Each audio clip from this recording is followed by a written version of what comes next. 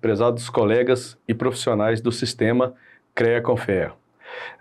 Daremos mais segmento a respeito dessa abordagem sobre a metodologia BIM, falando agora a respeito dos processos que podemos utilizar nas metodologias, nessa nossa metodologia BIM. Vimos anteriormente em outros módulos que mais aprofundado a respeito das tecnologias e outras questões. Esse módulo aprofundaremos mais alguns processos que podem ser também inseridos na metodologia BIM e que são hoje já utilizados por várias outras indústrias, vamos dizer assim, da automobilística e outras afins também. Neste módulo, a gente vai falar também a respeito das metodologias ágeis. Mas o que vêm a ser essas metodologias ágeis? São uma forma de acelerar as entregas de um determinado projeto. Ela consiste em fracionar algumas entregas para o cliente e no final, na verdade, a gente fraciona as entregas em ciclos menores e no final a gente acaba agrupando tudo e entregando para o cliente. Com isso, eventuais problemas podem ser corrigidos mais rapidamente e os planejamentos, às vezes, serem vistos de forma mais eficiente. Os processos os quais abordaremos neste modo seriam o Design Thinking, o Scrum, o Lean Construction, MASP e PDCA, Facility Management, entre outros. Esses outros, os quais citamos aqui, falaremos um pouco rapidamente de processos e ferramentas que, de certa forma, também podem ser inseridas dentro de outros processos, como o Kanban, o 5W2H, diagrama de Ishikawa, 5 porquês, brainstorms, a metodologia SMART para definições de objetivos, entre outros processos e ferramentas que vemos na gestão de métodos ágeis. Falamos agora, iniciando a respeito dos processos que podemos ter na metodologia BIM, falaremos do Design Thinking. Design Thinking, em tradução literal, significa pensamento designer. É uma metodologia de projetos que propõe o uso da criatividade para resolver problemas de forma diferenciada, otimizando assim os resultados. Essa metodologia busca propor soluções partindo da perspectiva do cliente final. Isso tudo sem abrir mão da criatividade, empatia, colaboração e multidisciplinaridade. Isso é o Design Thinking. O seu objetivo. O objetivo do Design Thinking é ajudar gestores e colaboradores a encontrarem soluções criativas para eventuais problemas do dia a dia, da organização ou de setores específicos. Essa abordagem se propõe a gerar valor para os clientes, uma vez que eles são colocados no centro de todo o processo criativo, vamos dizer assim, né? Para a resolução de problemas e desenvolvimentos de soluções inovadoras. O Design Thinking também visa fomentar o pensamento crítico,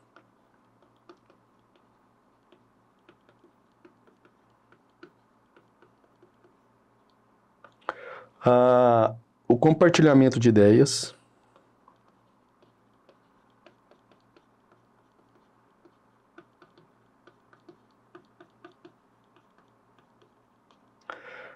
a descentralização do conhecimento,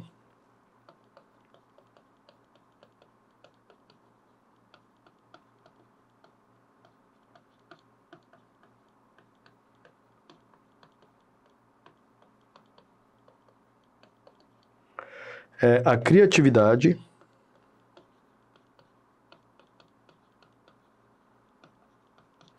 e a colaboração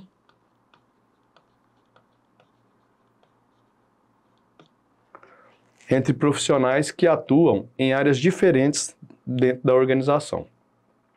Nesse sentido, o Design Thinking permite que novas soluções sejam encontradas por meio de uma forma diferente de pensar.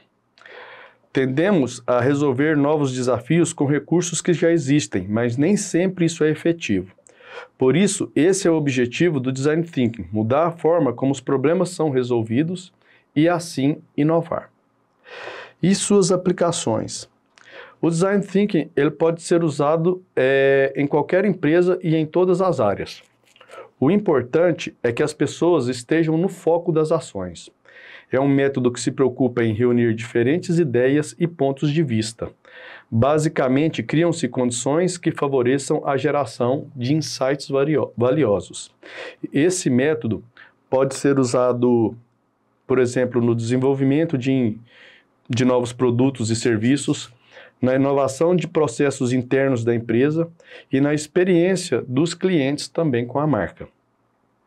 Ou seja, as empresas que adotam o Design Thinking passam a ter um novo foco e preocupam-se com seus clientes, com o que os seus clientes de fato precisam, né?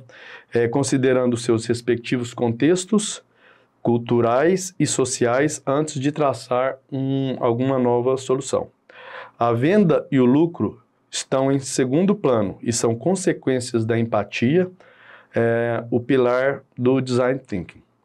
Aqui, a prioridade é resolver as dores do cliente de maneira que eles precisam. Assim, dentro do Design Thinking, a gente possui 5 fases. Como a gente pode conferir até aqui, o objetivo do Design Thinking é propor uma abordagem com foco na inovação e na criatividade coletiva para enfrentamento de problemas, partindo sempre da solução em vez do problema.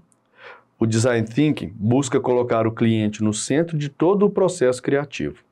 E nessa perspectiva que estamos falando, a metodologia se divide em 5 fases, conforme mostramos aqui nesse slide. Nós temos a imersão, que é ter a empatia com seu público e compreender as suas dores. Então, a imersão seria a parte de empatia. A análise e síntese, definir qual o problema a ser resolvido. A ideação seria sugerir ideias que possam solucionar os problemas. A prototipação, que seria fazer uma simulação do produto ou do serviço final. E, por fim, a validação e implementação, que seria testar e colocar a ideia em prática. Isso seria o Design Thinking, que é um dos processos que cabe também dentro da metodologia BIM.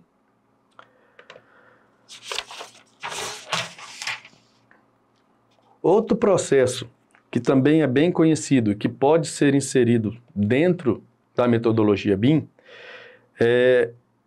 às vezes, o pessoal costuma chamar o Scrum com BIM.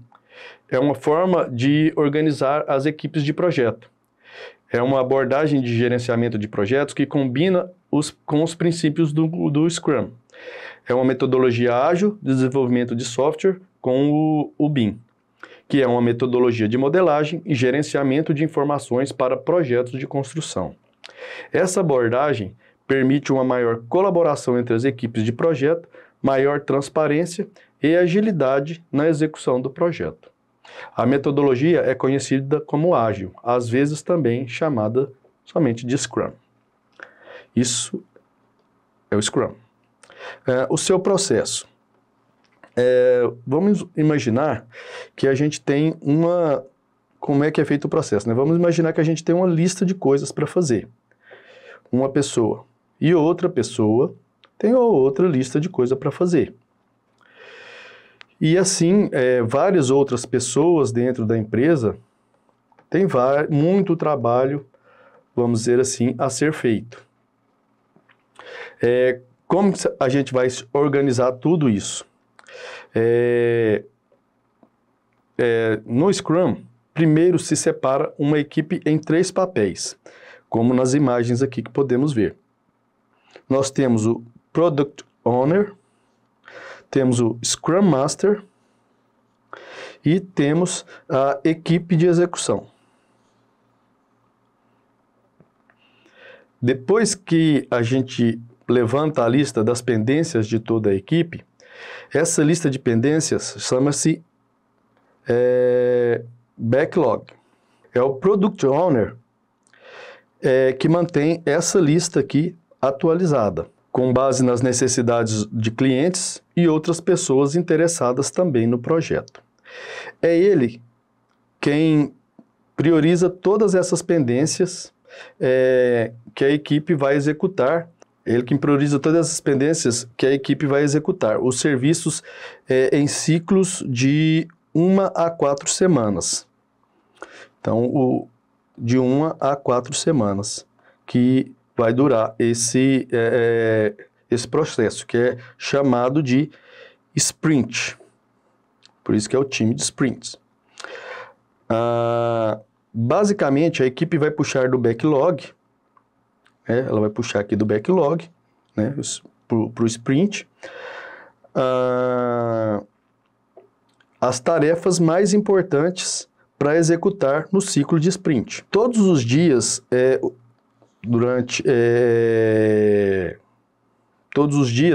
o pessoal vai se reunir durante 5 minutos, para fazerem reuniões de alinhamento e no final do sprint é esperado a entrega do que foi planejado. Tá? Isso seria mais ou menos o Scrum. O Scrum Master é quem cuida de todo o processo. É ele também que orquestra as reuniões do Scrum, o planejamento do sprint, a reunião diária e as reuniões de revisões das entregas. E a reunião da retrospectiva também dos processos, para ver o que deu errado, o que deu certo e assim continuar com esse processo dentro dessa metodologia. A aplicação da Scrum, ela pode estar não só no BIM, como entre outros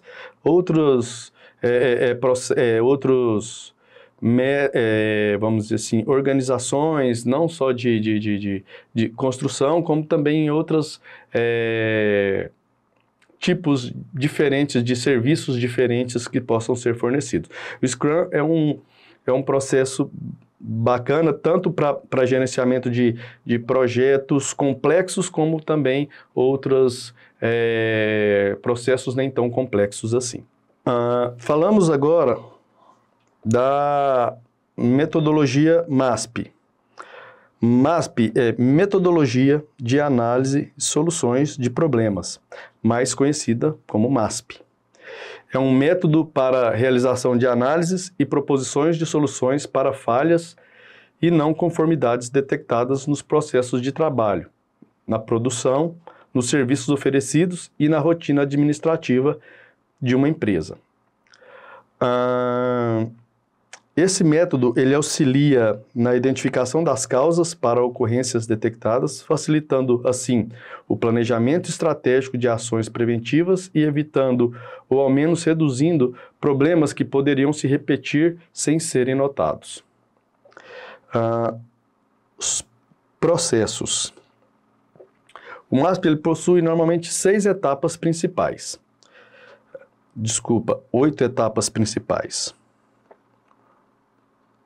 8 etapas. Seriam elas: 1. Identificar o problema.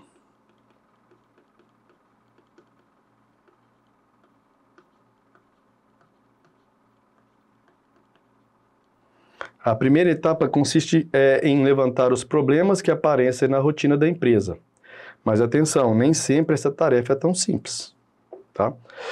A segunda etapa seria a observação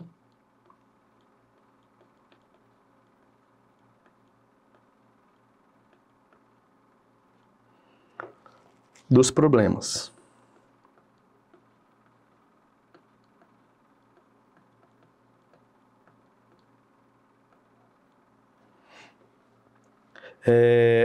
Com os problemas listados nessa segunda etapa, vamos compreender melhor as características de cada um. Assim, devemos usar as informações levantadas na primeira etapa para desvendar as suas peculiaridades. Contar os pontos de vista diferentes também é importante.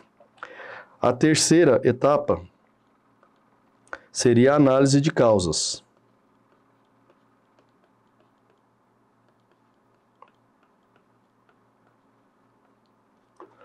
Esse é o momento de identificar as causas dos problemas. Importante analisar as causas principais e as secundárias de acordo com a complexidade do caso. Nessa etapa é importante cruzar as hipóteses e os dados que já foram levantados. Na quarta etapa, temos a proposta dos planos de ação.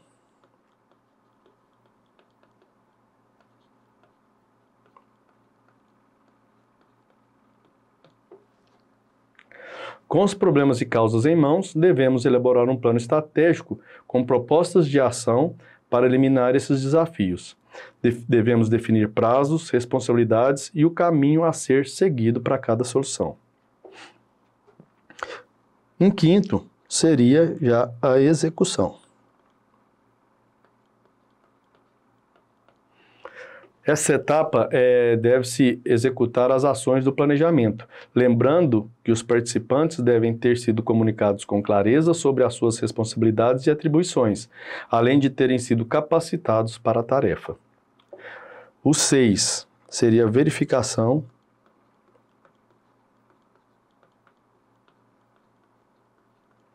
dos resultados.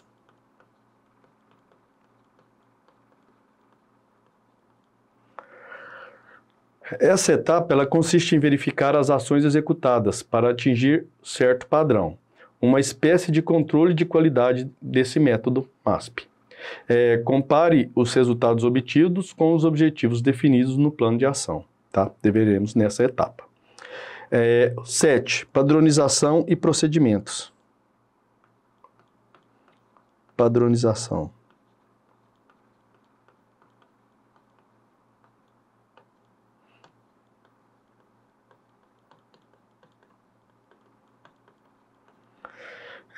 Ao identificar a qualidade das ações executadas, é possível criar um padrão com o objetivo de evitar a repetição dos problemas diagnosticados. Vale lembrar que o processo de verificação deve ser contínuo. E, por fim, a última etapa, o relatório de conclusão.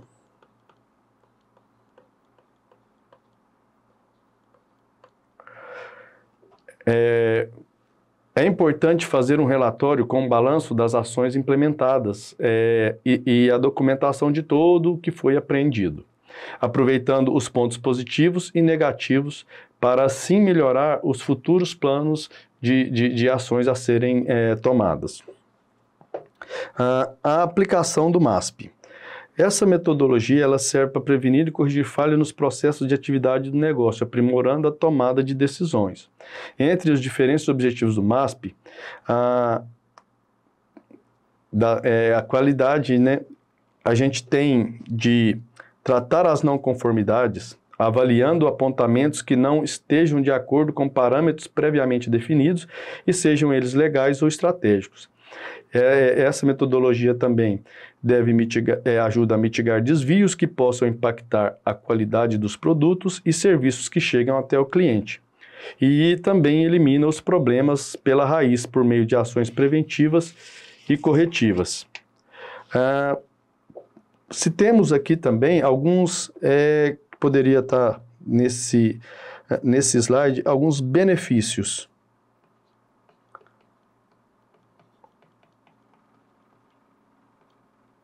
Benefícios voltados para o MASP. Essa é uma ferramenta importante para a gestão e manutenção da qualidade da organização.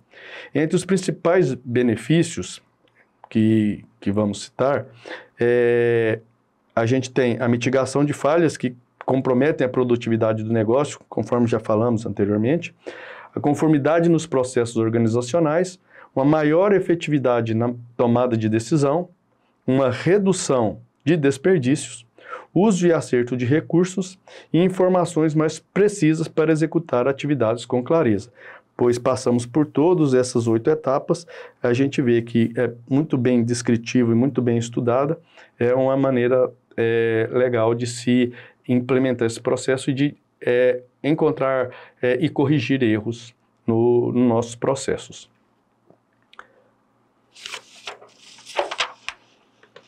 Falemos agora um pouco de uma ferramenta bastante conhecida, que é o PDCA. O PDCA, ou ciclo de Deming, que a gente pode encontrar em algumas literaturas, é uma metodologia de gerenciamento que tem como objetivo a melhoria de processos de forma constante. Esse ciclo se baseia em 4 etapas que vemos na figura aqui ao lado, que seria planejar, seria do, que seria fazer, checar, que seria o check, e agir, que seria a questão da ação. O objetivo do PDCA é simplificar a rotina da gestão e facilitar a implantação de mudanças positivas. Para isso, trabalha a partir de alguns aspectos principais, que seriam a resolução de problemas,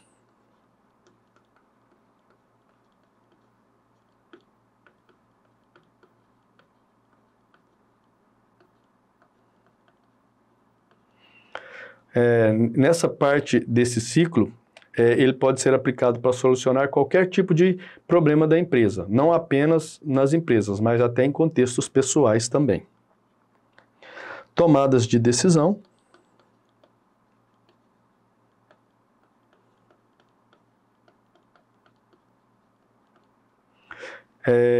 Ela se baseia em informações concretas e na checagem contínua de dados, que melhora a tomada de decisão. Assim, os rumos do negócio são definidos a partir de análises complexas e relevantes. Outro aspecto, nós temos aqui a inovação. O PDCA ele facilita a organização de novas ideias, permitindo a implantação de novas e inovadoras soluções para os problemas no dia a dia. Temos a flexibilidade e agilidade.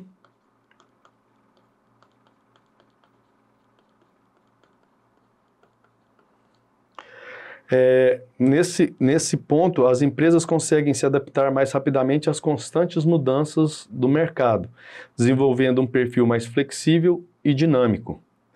É imprescindível, né, para os negócios contemporâneos. Isso tudo a partir do PDCA. E, por fim, a melhoria da qualidade.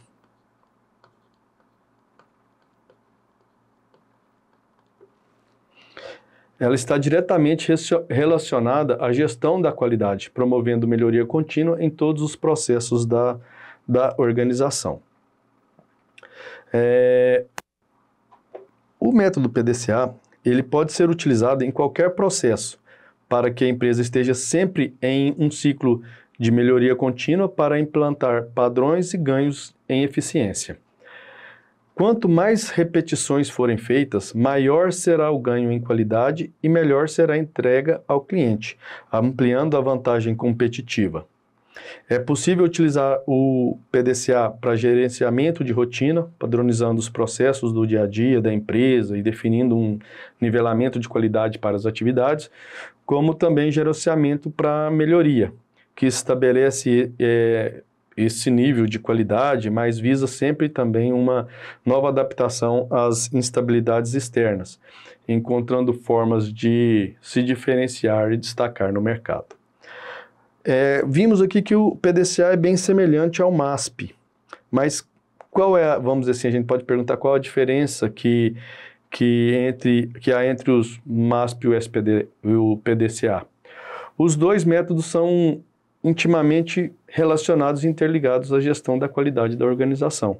Então, praticamente assim, um ou outro, eles muito se interconectam e praticamente, vamos dizer assim, bem semelhantes. Afinal, o que é o Lean Construction? É uma metodologia que reduz desperdícios e aumenta a produtividade em obras, além de unificar a solução de problemas e a gestão. Os princípios do Lean Construction têm suas origens nos processos desenvolvidos pela indústria automotiva, que transformaram, há um tempo atrás, a Toyota na metade do século passado. O conceito gira em torno de sistemas de produção que reduzem o desperdício de materiais, tempo e esforço, com o objetivo de aumentar a produtividade e criar o máximo valor possível. Como seu foco principal é identificar e eliminar de forma eficiente os desperdícios dentro de uma organização ou na realização de algum projeto, existe uma redução de custo diminuindo a complexidade das tarefas realizadas, o que resulta em melhora nas entregas, aumento de produtividade da equipe e um melhor compartilhamento de informações. Esse método é indicado para validação de ideias e hipóteses e é constituído de 3 passos, que seria construir,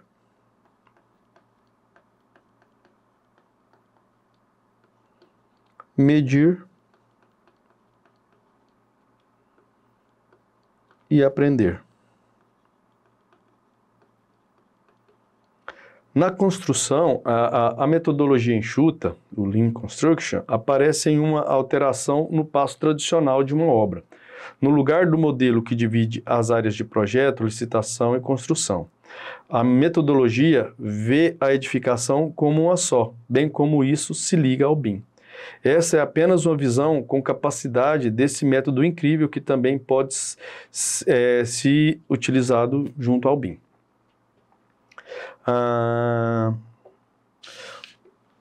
Vemos aqui que o Lean Construction tem 5 princípios, vamos dizer assim, né? Faz parte da aplicação, que é evitar o desperdício,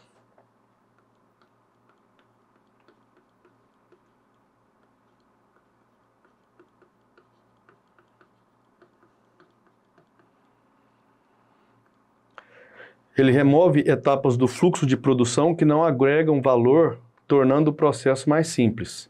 Dessa forma, as equipes conseguem entregar mais com custos menores sem afetar negativamente a qualidade da entrega. Para isso, é importante analisar quais atividades podem ser realizadas de forma mais eficiente, contando com a ajuda de processos automatizados ou até mesmo pensando como diminuir a distância do local de descarga de materiais do local onde serão aplicados, por exemplo. 2. Otimizar o tempo. Um bom planejamento é essencial para que a construção enxuta tenha sucesso. Por isso, deve-se criá-lo a partir de necessidades do cliente, definindo as fases dos processos de forma estruturada, previsão de problemas e planos para possíveis situações de crise. Alguns exemplos que podem acontecer ainda no planejamento são definir que atividades que podem ser feitas em paralelo em vez de sequencialmente, diminuindo o tempo de conclusão da obra. Outro caso é planejamento de estocagem do material, pensando quais materiais precisam estar disponíveis primeiro. Assim, compra-se primeiro o que está próximo do uso, evitando trabalho desnecessário, como necessidade de movimentar materiais mais de uma vez, além da perda de fluxo do caixa. Um outro princípio aqui, temos a transparência.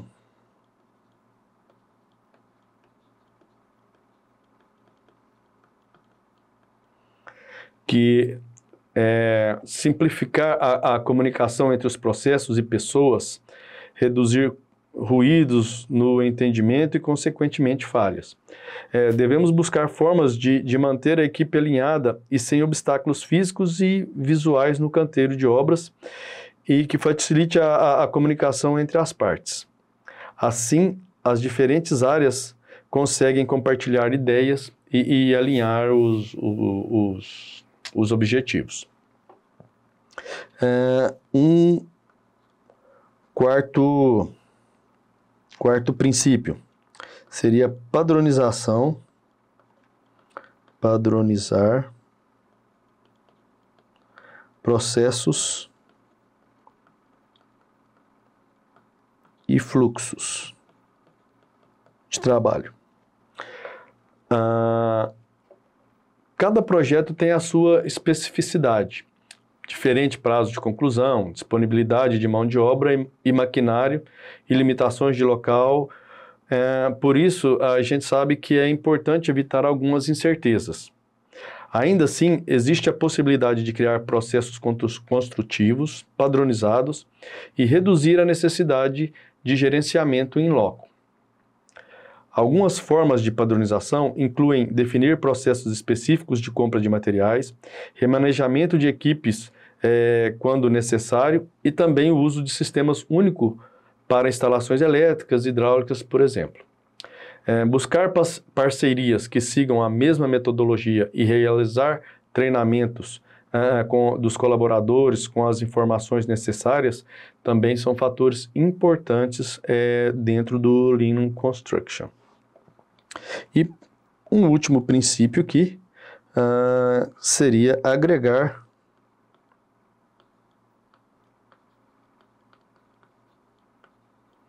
valor à construção. Chegamos a um dos pontos mais cruciais do Lean Construction, que é agregar valor ao produto. Fazer pesquisas de mercados que considerem aspectos como área da construção, aspectos culturais, faixa etária e outras características do público-alvo é uma forma de agregar valor.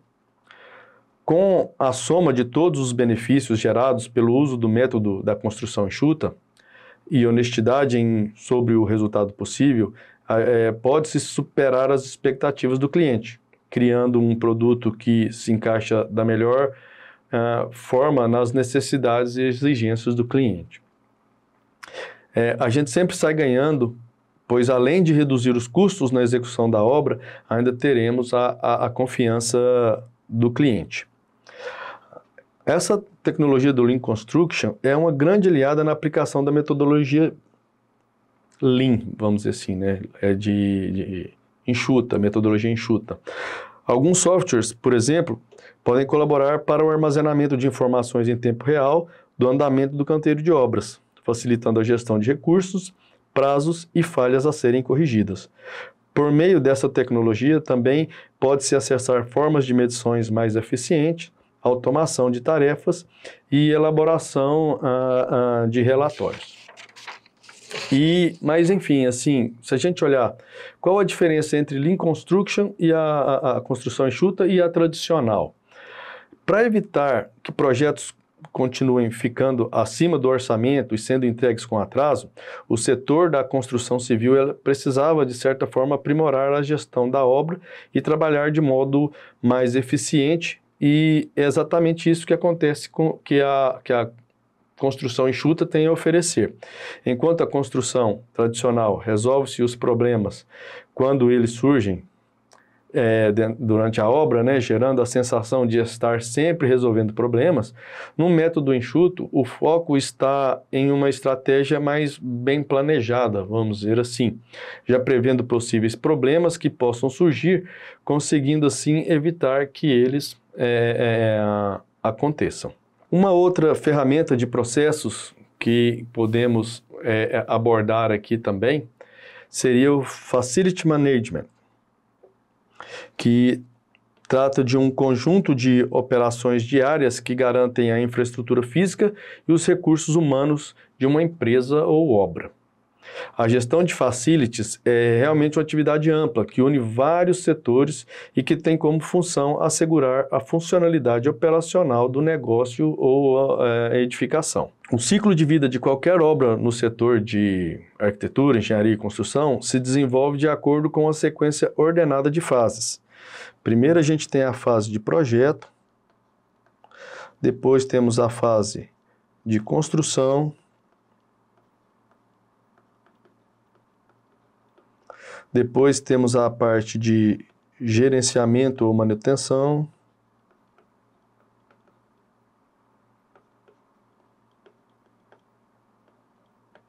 manutenção e conversão ou desativação.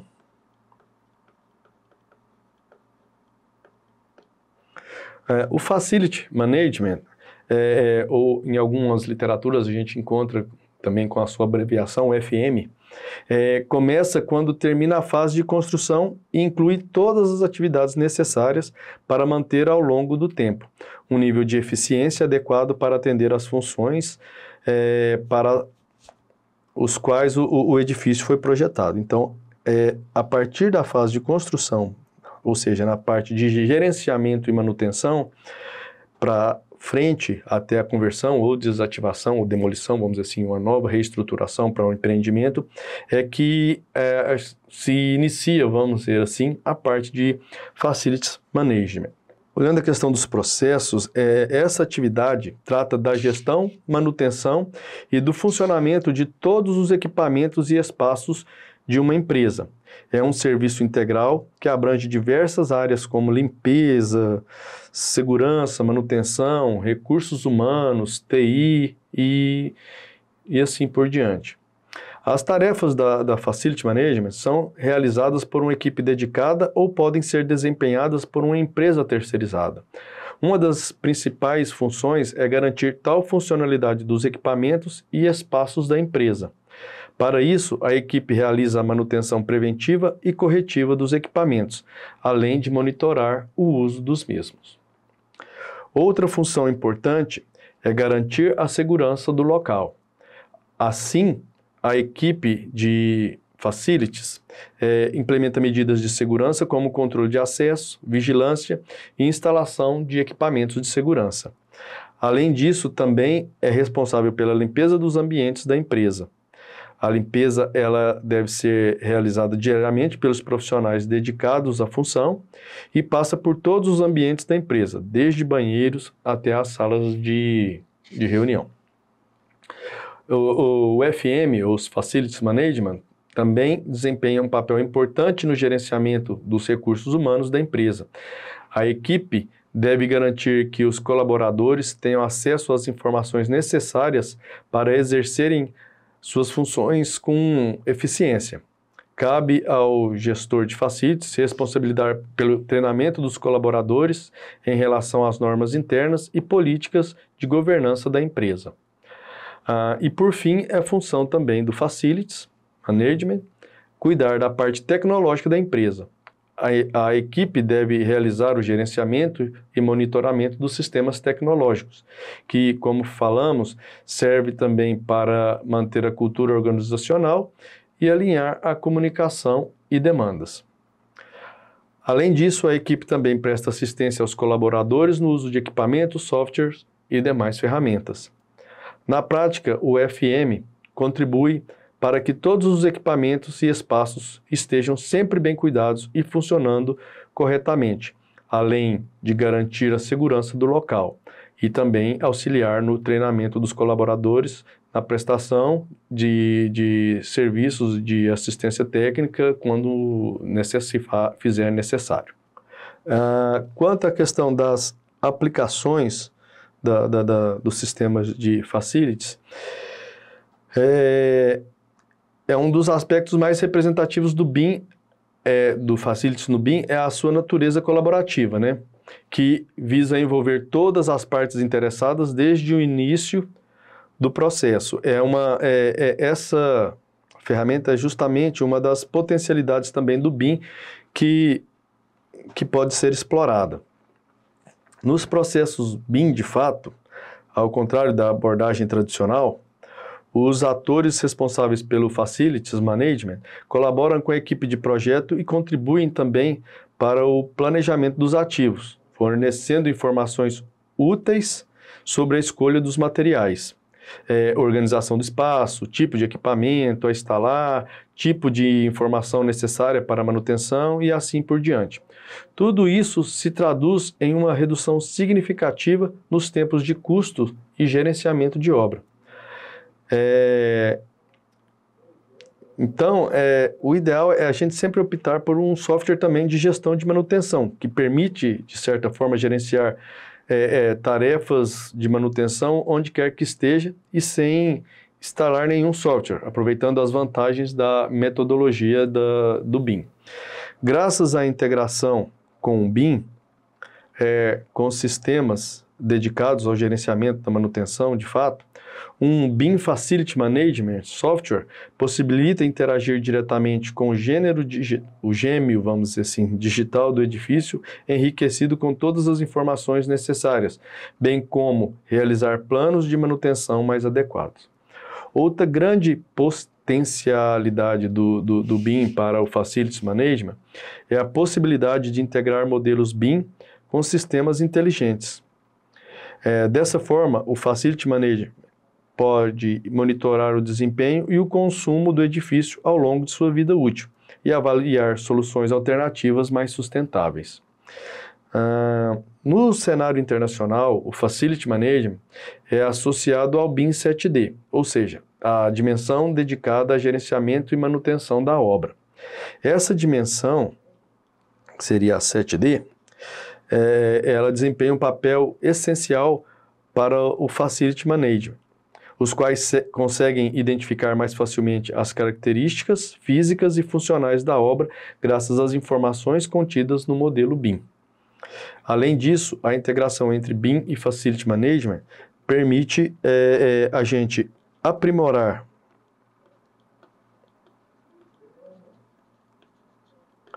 a colaboração entre os envolvidos, melhorar os processos nas tomadas de decisão, reduzir tempo e custos associados à intervenção,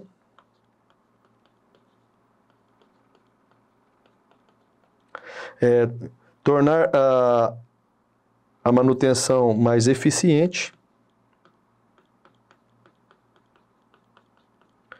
otimizar o planejamento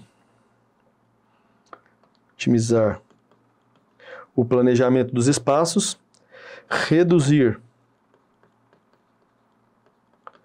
o consumo de energia e melhorar a segurança dos usuários e identificar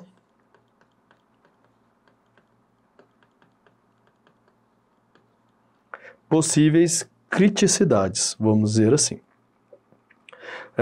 O modelo utilizado na fase de gerenciamento e manutenção de ativos é o chamado modelo as-built, que traduzindo para o português fica como ou conforme construído, que visa documentar a obra construída depois de pronto, né? Esse modelo, de fato, representa a obra como efetivamente construída, sendo constantemente atualizado de acordo com as intervenções realizadas durante a sua vida. Além de informar a localização exata dos elementos, né, os móveis, tubulações, dispositivos e por aí vai, o modelo as-built contém uma série de informações úteis também para apoiar o trabalho do Facility Manager, como manuais, fichas técnicas e etc. Se integrado com os sistemas que fornecem informações em tempo real sobre o estado do edifício, que seriam IoT, Internet das Coisas, ele evita um verdadeiro gêmeo virtual da obra, que possibilita a interação com a realidade circundante. Graças a essa interação, o Facility Manager pode simular o desempenho da obra e adotar soluções de gerenciamento mais eficientes. Enfim, temos o Facility, uma ferramenta fantástica para o controle do empreendimento assim que se finaliza, vamos dizer, a construção do empreendimento.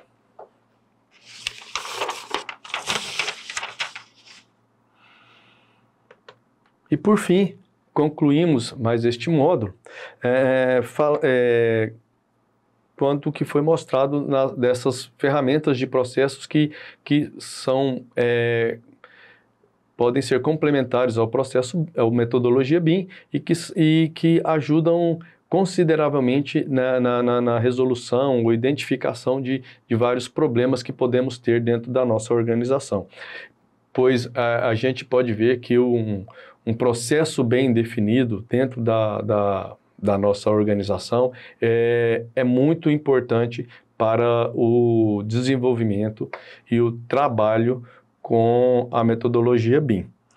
Dentro também de alguns processos, existe outras ferramentas, conforme também a gente já disse, também uma ferramenta que é muito importante, simples, que seria um checklist, por exemplo, que é uma ferramenta que pode direcionar ações e fazer parte de diferentes métodos de controle e qualidade. Um checklist simples.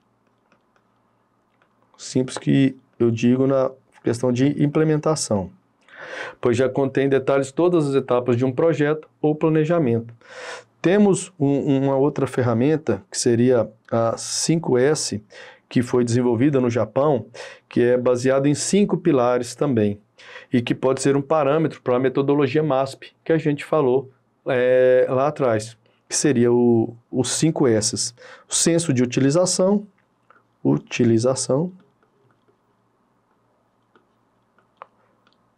senso de organização,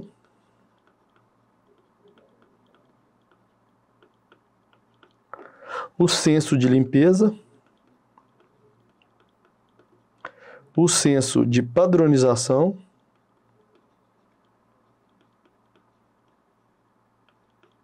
e o senso de disciplina. Outra ferramenta que também podemos trabalhar, podemos citar aqui dentro do processo BIM, 5W2H, que nesse método consiste, se a gente olhar, em responder 7 perguntas, que é uma espécie de checklist que vai direcionar para um projeto. E o que seriam essas perguntas? Como o próprio nome já diz, 5W2H, então seria 5 Ws. 1, 2, 3, 4, 5 e 2H. Que são siglas, são expressões inglesas. What, que seria o que fazer. What, que seria o que fazer.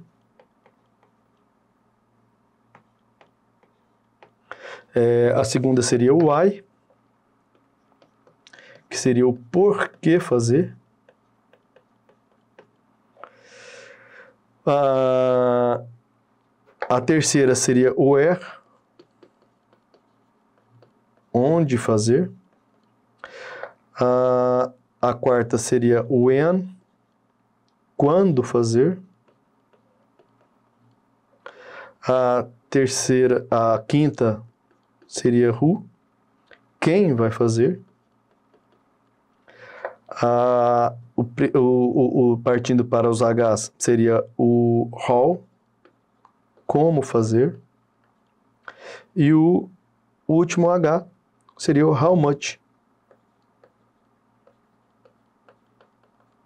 quanto vai custar. Essa é uma ferramenta bastante interessante, porque se a gente fizer essas 5 perguntinhas, veremos que não tem mais espaço para arrumar desculpas ou qualquer outra questão que a gente possa colocar para resolução de qualquer problema dentro de um processo ou de uma organização. Bom, para não alongarmos mais, não só esses, como vários outros, se buscarmos em outras literaturas e pesquisas, até na grande nuvem, na internet, podemos encontrar vários outros fluxos que podem também, de certa forma, serem incorporados no BIM, fazendo com que o processo de implementação seja mais fácil e menos doloroso, conforme também já falamos em outros módulos. Bom, quanto à questão de alguns conceitos e ferramentas de processos que possamos estar listando para a implementação junto ao BIM, essas seriam algumas, de certa forma, indicações que poderíamos estar colocando para vocês, nossos colegas e profissionais do sistema. Então é isso e até os próximos módulos.